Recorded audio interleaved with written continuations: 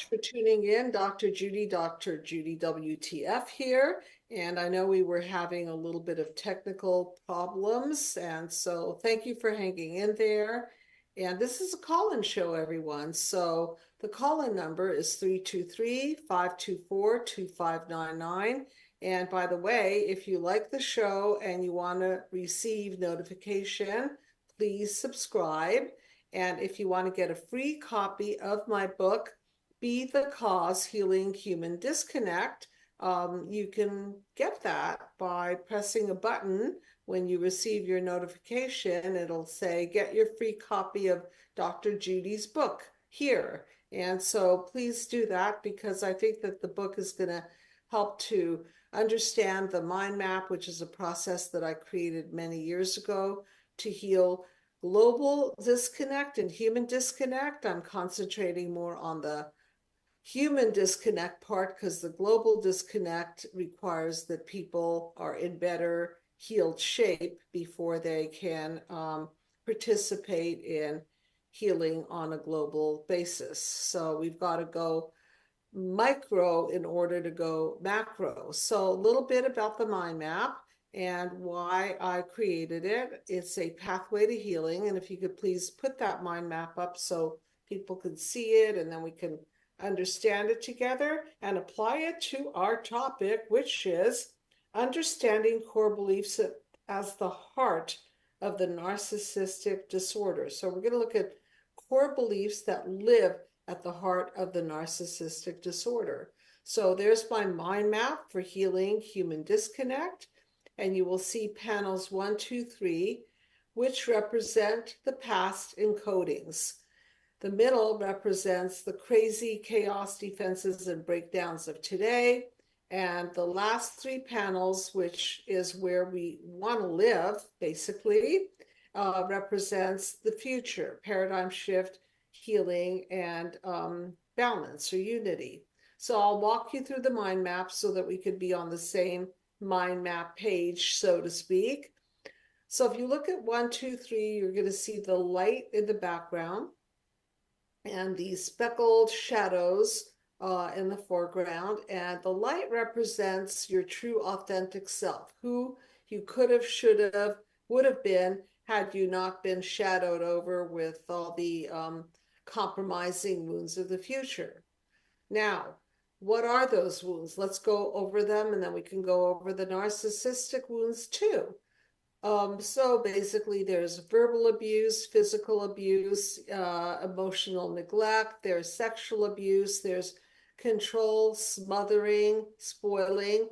And then the way I just define the narcissistic abuse is I just define it as a system gone wrong, where the parents are lacking empathy, they're selfish, they put their own needs before the needs of the child, and so by that virtue,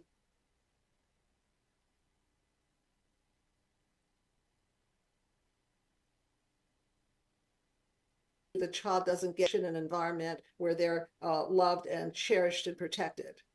I hope that I don't have a problem with my internet, because I'm getting flashes that your internet is unstable. So hopefully it won't be unstable anymore.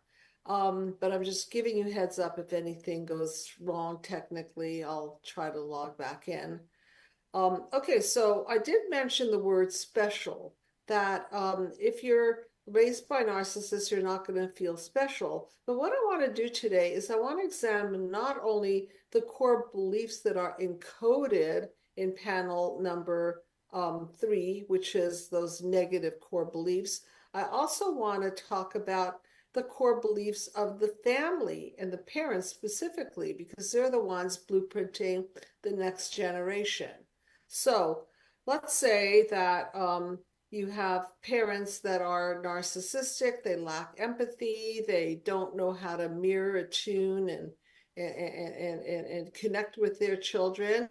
And they're, let's say that they are people who really, really need to look good. So let's talk about the parents' core beliefs. So now they've got to look good. They've got to shine. They've got to be special. They've got to be important. They've got to be famous. They've got to be whatever they've got to be.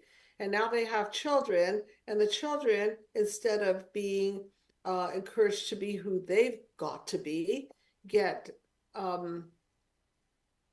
tied up with the parent's agenda. So now the parent has to be special, and then we'll add the words on through their children.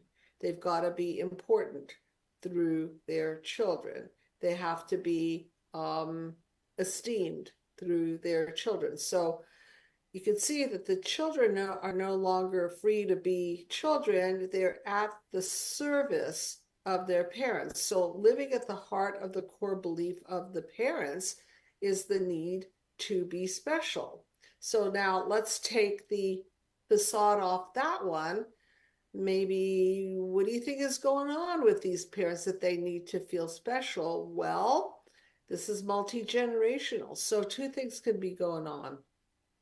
Either they were told by their parents that they were very, very special, meaning that they were raised as golden children, they were spoiled, they were smothered, they didn't have to work, they were just granted the gold to the kingdom without earning it.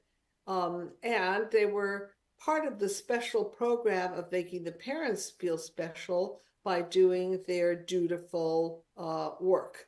So now the children are going to make the parents look special. How? Well, if a parent wants to look really good, and let's say one parent wants the child to become a football hero because he didn't quite achieve that status, and it would make him look really good if his son was a football hero. Now there would be immense pressure on the child to come through as a football hero in order to please the son. It's just that. It's not about pleasing himself, meaning the child. It's about using the child to elevate the parents. And this can come in very many forms. And this is a call-in show, everybody. So I want to hear from you and understand from you how you've been pulled into the system gone wrong, where you have had to foster your parents' core beliefs that they are somehow special, and you were part of this system designed to elevate them. And then we'll move to the next generation. So can you see that the parents' core belief is, I'm very special, I'm very important, I'm very significant, it's all about me. And then the children are supposed to bolster this core belief of the parents and play into it and act out certain accomplishments so that the parents can indeed say, look how special I am. My child won the Academy Award. My child won the gold at the Olympics. My child is president of the United States. Okay, so however it is that the parents have to have a good reflection on them, that's what the children need to do. So what do you think lives behind the parents' very, very entitled, very, very special view of themselves and their family? Well, I'm always suspect when things are so exaggerated, when things are all or none. I'm very, very special. I'm amazing, amazing, amazing. My children are amazing, amazing, amazing. So what lives behind this, if you peel back the mask, are the parents' inadequacies. So even though the core belief could look like, I'm special, I'm wonderful, I deserve only the best, I don't need to work for my accomplishments, because who needs ownership? I should just be granted the right. So what lives behind this is a bunch of negative core beliefs. So the positive core beliefs, if you can imagine, they act as a mask to mask the negative core beliefs underneath them. And so what lives there? So let's just go to the polar opposite. I'm special, special, special. No, I'm not. I'm wonderful, wonderful, wonderful. No, I'm not. And now if they are exposing, if they get exposed on that level, then what happens is that their system is busted, so they can't let that happen. So if they're failing in life, well, thank goodness they have a backup plan of their little ballerina or their little football star or their little Academy Award winning actor, actress, or their doctor or whoever else is representative of them. So this is what's so interesting about these narcissistic core beliefs. What is living at the heart of the narcissist are these core beliefs that they're inflatedly good, but then that again is the mask, and behind that is I'm not really all that good at all. So what do they have to do? They have to make sure their mask stays well polished, well maintained. The mask has to be flawlessly presentable to the public, and that is the front that they are presenting to the world. So again, this is a call-in show, and if any one of you can identify with living as part of the system gone wrong, where your parents pulled you in, controlled you, smothered you, rewarded you for behaviors that made them look good, I'd love to hear from you.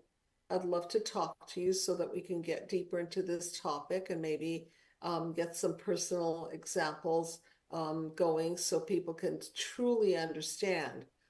So in the meantime, I want to talk a little bit about what forms narcissism. Well, narcissism, again, a system gone wrong, can have its roots in extreme emotional neglect, where the child is not being narcissistically supplied with love and attention and all the things that Dr. John Bowlby, father of attachment theory, talks about. Eye contact, skin contact, attunement, mirroring, an environment of safety and an environment of unconditional love, which we need when we're infants. We need to have all that attention focused on us. So in an environment where the parents are just way too apathetic and way too far gone in their own world and their own concerns, just don't have that connection to the child. So the child feels ignored, the child feels lost and alone, the child is not connected with. And so what does the child learn about human behavior, or humans, I should say, that humans are not really that nutritious, so why bother? So the person that's been highly neglected emotionally, don't forget, could also be a person that's smothered with money and toys and any kinds of gifts and so on, because there's a difference between being paid attention through objectification, which is the money and the toys and all the things, versus really connecting with you and making you feel that you are important in the eyes of someone, not just because they need you to make them look good, but because they care about you and because they care about your emotional and physical and spiritual development, which narcissistic parents are not really all that interested in because it doesn't really serve them. So you could see this multi-generational chain, and the person that's now been neglected will have real core beliefs underneath it all. I'm not important, I'm not worthy, I'm incompetent, I'm not seen, I'm powerless. However, the narcissistic defense, which lives in panel 5, by the way, let's go there and maybe track some of what I'm saying.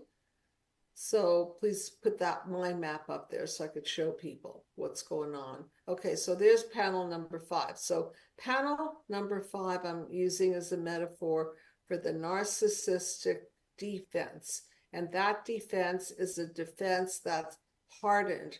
People shut their heart down. They don't want to be penetrated with anything. People are just like objects. See all the little balls. It's objectification of the parents. It's sort of an emotional disconnect or isolation where they're not really playing a connected game of life, because you could see there's no connection between all of these round bubbles. So it's a metaphor for being disconnected and just playing with people, kind of like pool or ping pong. You're just kind of shoving people around like these balls, orbs, and manipulating and controlling, and maybe having them spin around you like you're the sun and they're the planets that are supposed to spin around you. So if you look at this more closely as a metaphor for narcissistic defenses, if inside the defenses is all the pain, all the panel 1 injuries of neglect and lack of attunement and lack of really being connected with, what is a narcissist going to do to protect him or herself from this immense alienation, this lack of human connection? Is, I'm going to let you guess. Maybe somebody can guess in the chat room. What are they going to do if really they have all the pain inside? They don't want to go to therapy. They don't want to touch these horrible, painful points of being emotionally neglected by their parents. They don't want to go there. So now they're erecting a wall, and now they're erecting narcissistic defenses. And according to what I've been telling you, what kind of defenses are you going to see in these people? Any guesses in the chat room? Let's make a little quiz game out of it. So what do you think? How are they going to defend? Anybody want to put an answer in there, and then you can read that off? Anybody in the chat room participating in this? Not quite yet, but they might come in soon. There's a little bit of a delay between our Zoom meeting here and the stream, but we do have a question in chat in the meantime, if you want me to read that. Yeah, of course. Go for it. One of our viewers wants you to discuss the narcissistic spectrum from full-blown down to a healthy individual, down to a codependent people pleaser, and how an adequate parent creates an emotionally healthy child. Okay, so let's start with that spectrum. That's a great question. So everything's on a spectrum. So we've got the extremes, people who are sort of bordering almost on sociopathy, right? So sociopaths really cross the line because they're dangerous.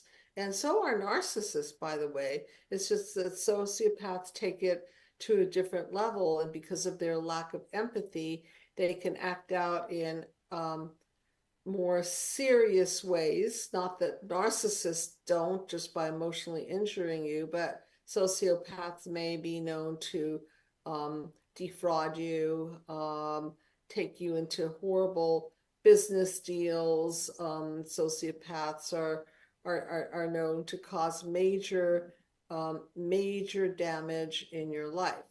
Narcissists are also causing major damage. As a matter of fact, I really resonated with a patient of mine who said something like, narcissists stab you emotionally like Ted Bundy stabs people physically. And this is true. So that's on that higher end of the spectrum. You're being stabbed, you're being betrayed, you're being degraded, you're being discounted, you're being used, you're being abused, you're being taken from in every single way. So let's do this gradient in terms of light and vampiring. So a dark narcissist on one end of the spectrum will really vampire you. They'll suck the living daylights out of you, okay? And then as we go down the scale into the more white narcissists, as they call them, the ones that are not as harmless, although I'd have to debate that. I think they're all pretty harmful, may throw you a bone here and there and love bomb you and make you feel good occasionally and um, pump you up just because it makes them look good. But you might get confused because if you're a people pleaser, you might be thinking, oh, I'm doing it all right. I'm people pleasing and I'm getting rewards for it. No, you're not. You're being used. You're being manipulated. Um, so I think you see that the more light that's being sucked out of you, the more harmful the narcissist. And that doesn't only mean emotional light. And I've talked about this many times before, that when people are around this kind of a dark force, they will feel somatic pain as well, backache, headache, get tired easily. They feel that some of the anger can go into their jaws, TMJ, all kinds of symptoms. And I'm not surprised that the body and the mind are so connected as to create horrific symptoms such as autoimmune symptoms and more, to the point where not only is the psyche breaking down, but the body is breaking down even more. So when you're with that dark narcissist, the breakdown occurs a lot heavier. When you're with the lighter narcissist, I guess you could say the breakdown is less severe. And when you're all the way at the other end and you're a people pleaser, well, don't think that just because you're not a narcissist and you're on that other side of the people pleasing codependent, that you're the healthy one. Newsflash, no, you're not. No, you're not. Okay. We have a call. Thank you so much.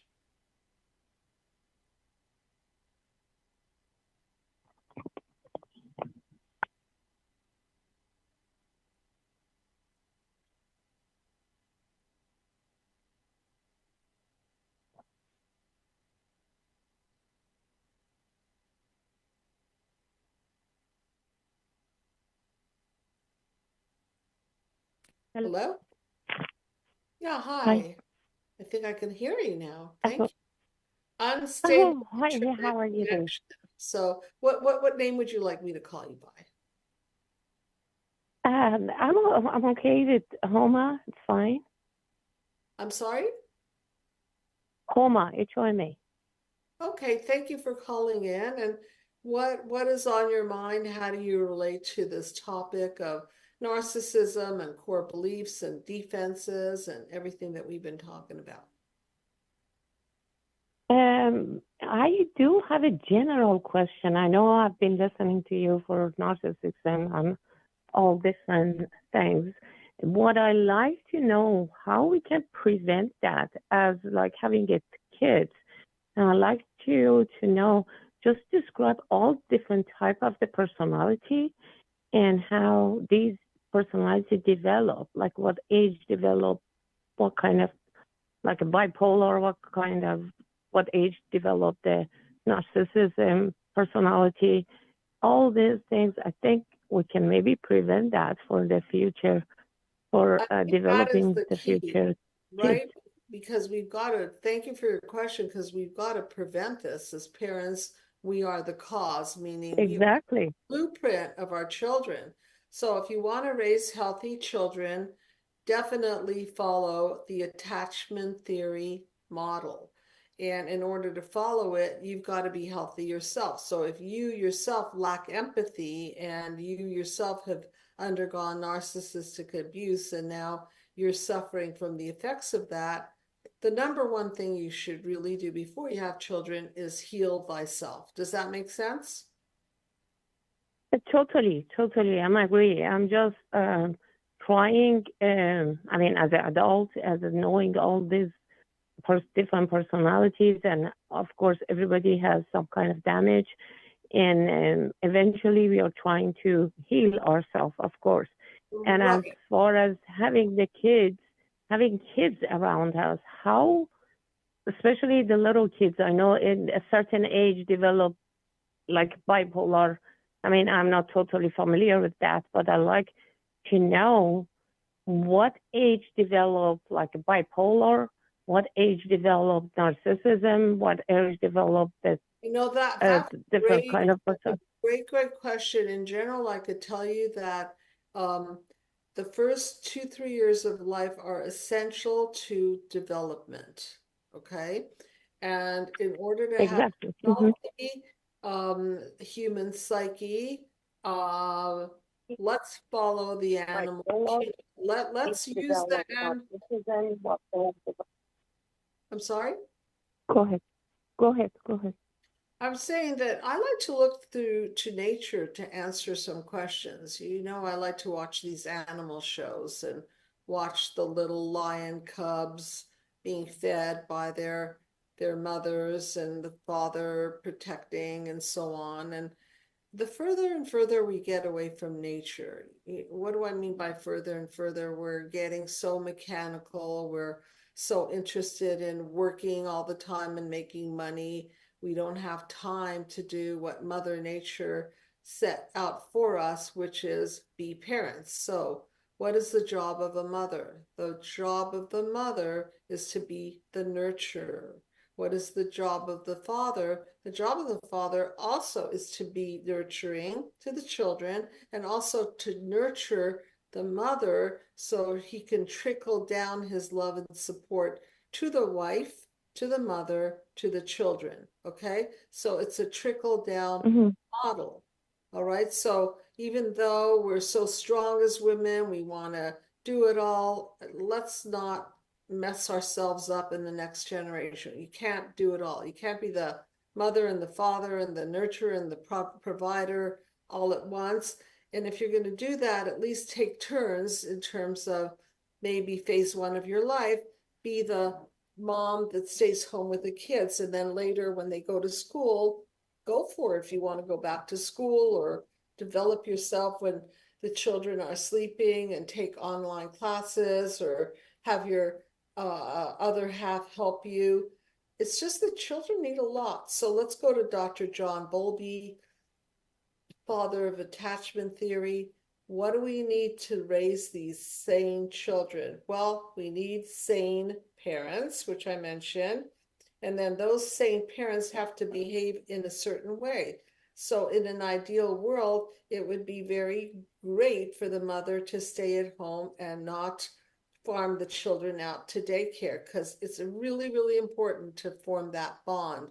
And how do I know this? Because I'm a mother, and I can remember that when I'm away from my children, or I have 2 children, when I was away from them for too long a period of time, it hurt my heart. I couldn't take it. I had to go home.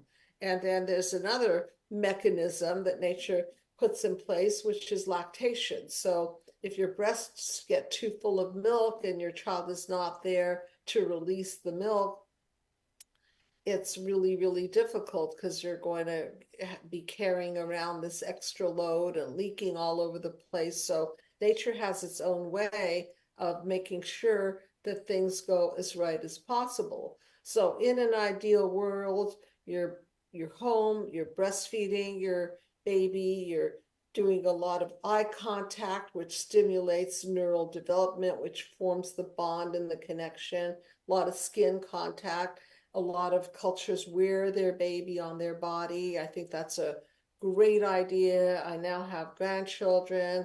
I watch how my children do it, and my daughter-in-laws, and I'm very proud that they are doing that they are engaged in breastfeeding and mothering and staying at home and putting their children as number 1, all the things that are necessary for healthy development. Because when you are, let's say, on a cell phone, let's say you're a parent and your child needs you emotionally to gaze into that child's eyes, which stimulates connection, stimulates attunement and mirroring. And if you're on the cell phone, what's the message you're sending the child? Think about that, okay? So now you're causing childhood wounds of disconnection. So the child is trying to engage with you and you're busy, you're turning your back to the child, you're looking at the television or your game or your cell phone. So if we look at panel 1, we can look at the wounds of childhood are now emotional neglect.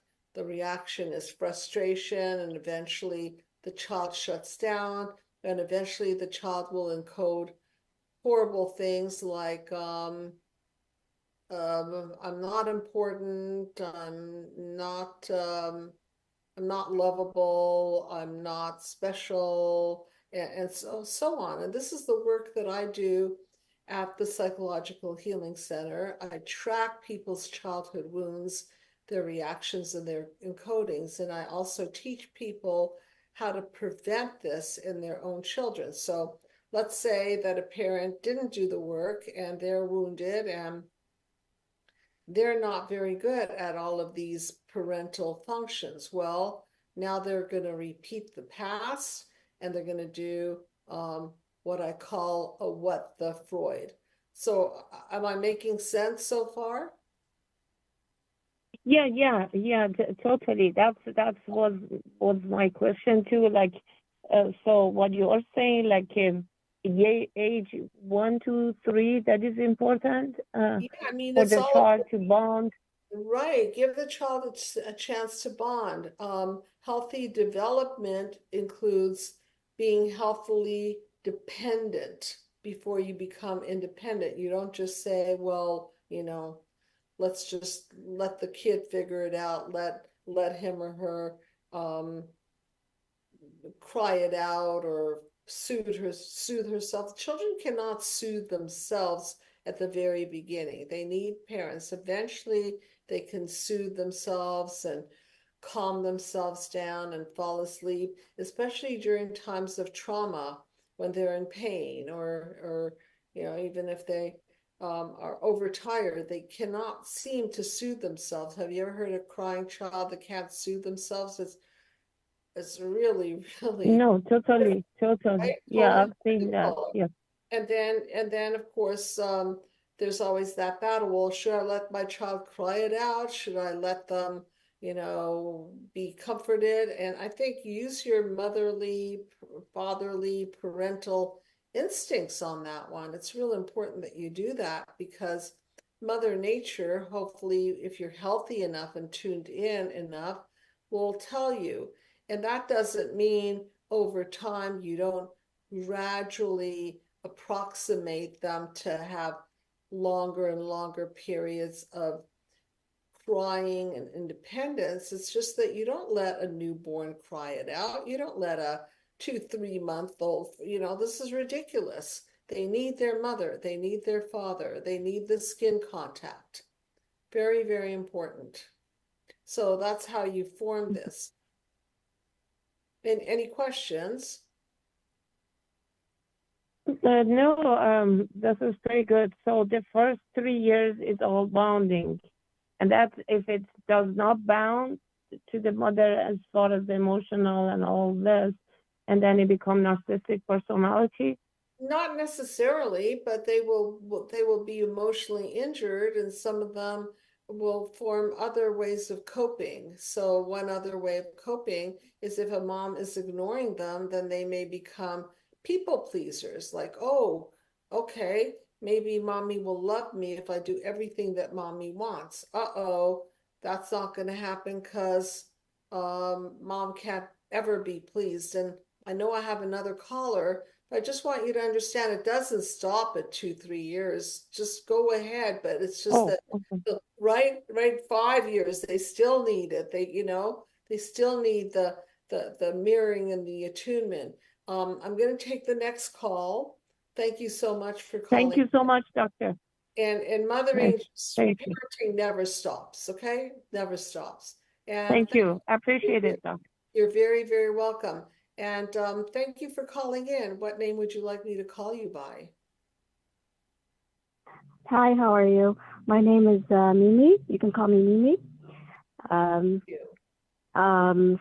Beforehand, I'd like to thank you for what you do. You've been helping a lot of people. You've been helping me in many, many ways. And although now For a couple of years, I have regressed. I went back to there. I have elderly parents that are narcs, and siblings as well. So now they're aging, and during the COVID time, and recently they're having like health issues, and that took me back to. I was like, I can't leave them like this, and lo and behold, nothing changes. It's even worse. Even sick, they are worse. So quick, did you say that your parents were quite narcissistic? Both of them. My father and my mother as well. So everything you've been talking about today, the neglect, the abandonment, and that's how I have like 5 siblings, and we are 5. The neglect, I can't take care of children while I'm working is what she says all the time. That's what I remember when I was a child. Okay. So no doubt. she will come. Go ahead. Sorry. Mm-hmm. Yeah, so she will stay at work till midnight, 1 a.m. and shows up, my father would go and pick her up, and the whole week will be like that. And as a kid, like a 3-year-old, you're waiting for mom. 5-year-old, same thing. She barely shows up. Lunch, she's not there. She's like, I'm too busy. I have my career comes first, and I can't be changing diapers of kids. Here's the sad part. Here's the sad part. I understand that people have their own lives and they are trying to survive the best that they could. And some parents have to work all day and all night just to feed the children and pay the bills and so on. I understand that. It's just that nature doesn't care why, so when you're a baby, exactly. right? Yeah. They can tell you, well, I'm so sorry, we do love you, and it may be true. And there's never sorry. Sorry doesn't exist in their language. No, I mean, from age 0 to 12, I was with my parents. Then, there was like a civil war, and so they decided to, and actually it was an opportunity for them to just get rid of us. So they found families of adoption, and they put us in families in Europe. I see. So, and they split. So they're saying, oh, we have to finish our career, but they split. And then what country are they from? I'm from East Africa, from Ethiopia, and so I grew up in France, in a totally rural area, all by myself. Although the French families were very nice and so forth, but my parents, particularly my mother, was sabotaging a lot of things. So that past two, when we reconnected in New York here, I was 23, thereabouts. My brothers, my siblings, we reconnected. And both parents were like, we raised you well. We took care of you. You have nothing to say about us. And also they wanted to go back to a community that is still, that created the Civil War, that created the tortures and so forth. And when we reconnected with that community, it was very shocking, because we were all, thinking in French and eager to learn English here and go to college and all that stuff. And so all that was a big mess. And they were like, you have to go to church. We have to reconnect with the community and all that. And in the community, they want to be shining. Right. Yeah. And I was the scapegoat. I'm still the scapegoat. So every person I would talk to or meet, she would have presented me beforehand, and I would hear words that come out that she uses out of those people's mouths to describe me, and it's all negative, always. And I couldn't understand. Like, I'm reconnecting with my parents, and I'm reconnecting with a culture. I have to fit in, and it's always like they're trying to raise a bar that doesn't exist, because they themselves have issues. Yes. And there's the language too, the culture.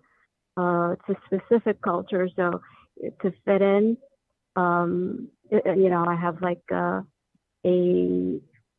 foreign accent when I speak the local language or something, so they can spot right away that I so they ostracized in all areas basically. So and let me get this sabotaging. straight. I just want to make clear that I understand. So now you're caring for the very parents that didn't care for you.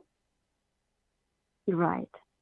And then they're asking you to go back into people in places that were betraying and sabotaging and torturing. Right.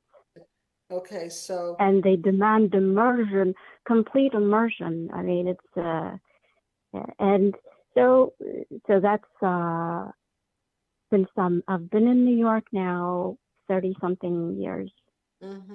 And each time I reconnect with my parents, I have to go back to that church, to that community. The same behavior, all these years. And now, with this COVID thing, and they're having ailments and heart problems, and now these past 4 months, there's cancer that showed up, pancreatic cancer. So, and I try to stay away to do the disconnect part, and I get sabotaged. Violence. It's not the level of aggression is just, and all the time since I've been in New York, there's paper problems all the time. My green card problem was set up. So are they being, I'm sorry to interrupt, I just wanted to understand, are they being taken care of by other people also, or is it all on you? Oh, for up until recently, when I said, okay, I put my foot down, you guys, I'm leaving. It was all on me for a good 10 years. Physically, I'm damaged at this point. And now each time, in your book, you say, or in your programs, you say, go no contact, make sure you don't reconnect. And every time I reconnected, it got worse. Okay. And now I've been back since February. It's so much worse. I can't even make decisions for myself. Okay, I can't even step out of the apartment. It's really, really important, okay? I saved the no contact kind of conversation for untenable situations, which this may be. Obviously, most people have a heart. They don't want to see people hurting and their own parents. It's just that when it comes to a critical mass, here's the balance scale. Let's say you want to be loyal, you want to be helpful. By the way, in the Ethiopian culture, is it important to show loyalty to your parents? Is that a big? Oh yeah. So, and my parents actually they load even more on this by, I think they've been trying to figure out which child would say, I'll take care of you till the end. Yes. So even before we left I remember being a kid and being asked, which one of you would you be with would you take care of your mom and dad when we grow old? So And the I'm like, of problem course, is that, sure. And oh, sure, oh, sure, you're just so eager, right? oh, sure. And now it's like I have given my liver, I have given my kidneys, my brain barely functions. I'm scared of outside or even talking to people because I don't know. I don't recognize myself. And Are you, physically degraded so much. It's just, I have all sorts of health problems. And so now I'm in my 50s. I'm 53 now. who's your And support? I discovered you in 2017. Okay. Okay. So now I'm happy we have a chance to talk because obviously you've been wanting to learn, you've been following me. So maybe it's a good opportunity where I could tell you, you have to put yourself first. You told me your liver, your kidneys, your health, your life. Who's your support system? Are you married? Do you have children? Tell me your support. Oh, my marriage sabotaged and ended up in divorce. I mean, it's just vilified. And back then, that was like when I arrived in New York.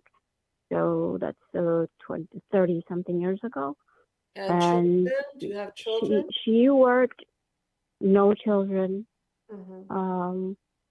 Because somehow I kind of felt like if I reconnect with my family, I wouldn't be well with my children. My children wouldn't be okay. Something tells, like, there's like a danger thing. Yeah, But yeah. I never knew why. It's recently that I figured out, thanks to you, and that in 2017, that's when I started waking up. And I felt like I went through a funeral. I was in such a pain that So I now, had no way out. now it's time to wake up on a higher level, okay? Oh And yeah, thank yeah. you for calling me. Maybe I could make a little bit more of a difference, and I really appreciate your kind words. And yes, I Oh, really you did, you did, you did. This isn't thank not you. kind. It's totally effective, on point. I did what I could. For a while, I thought I had it. I thought I completed the book, and there's one program where you said people don't think that you would reach panel 5, 6, 7, panel. 7? Which one was that? Yeah, panel 7 easily. Most people hang out in panel 5 a lot. So, and I realized like 6 months or a year later, I'm like, wow, she's right. I'm still stuck in the middle part. Yes. So, Okay, so I know we it, just a handful of minutes, but I just want to speak to the things that you're bringing up, which is you absolutely have a right to your own life. Um, your inability really to have motivation to take care of sick narcissistic parents, it's a natural outcome of the fact that they couldn't give to you. It's hard to give people who didn't give to you, particularly when giving to them is draining. Giving is supposed to be a gift, right? You're giving and you feel good about it, right. you feel acknowledged by it, and you feel like you've contributed and made somebody's life better. And as a result, there's light in the contribution. This contribution to narcissists is kind of like pouring your energy, your mind, body, and soul into a black hole. Okay, so I'm going to tell Oh you. yeah. I mean, I do my best to be there for them, to care for them, but every move is vilified, criticized, damaged, Okay, and okay, I nullified. get it. This is true. It's Remember the other lady who asked a question, the level, the scale of narcissism. This is very high scale. It's very toxic. So let's say you stepped into, extremely. right? So let's say you stepped into a room and it was full of pollutants and radioactive material. Wouldn't you want to get out of the room? Yeah. Okay, so I'm telling you, this is like radioactive, toxic, whatever you want to use as a good description for keep away. I understand your loyalty to your culture, that you have to be the good girl and the caretaker and so on. Yeah. It's just that I would do it very, very from a distance and very infrequently, and always check in with yourself. And if you don't feel well, you back out. You have to, because you're 53-year-old young and they're older people. And if you keep doing this, then you're going to be digging your own demise. You've been digging your own demise. So now you've got to stop. You know, let's use panel 5 wisely. Boundaries, boundaries. So get your boundaries very, very strong now.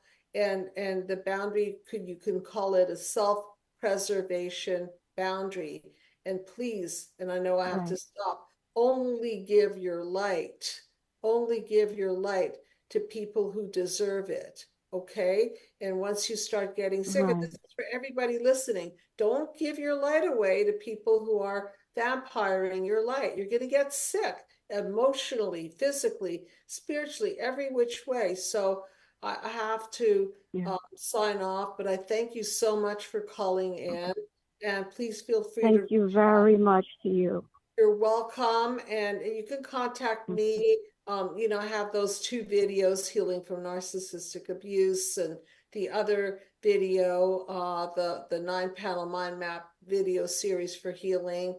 And let me know what I could do to help you to heal, okay? And everyone, thank you so much for calling in and your questions. And these are really important topics. So now you understand what lives at the core of this narcissism. It looks like they think they're so great, but underneath it, the surface, the mask is not great. These people are wearing a cover-up mask to look great. Underneath it are all of those wounds of neglect, of being spoilt, and not earning their way, and not getting strong, and now you can see that it's not what it looks like. So thank you everyone for tuning in, and I'll see you next week. Good night, everyone.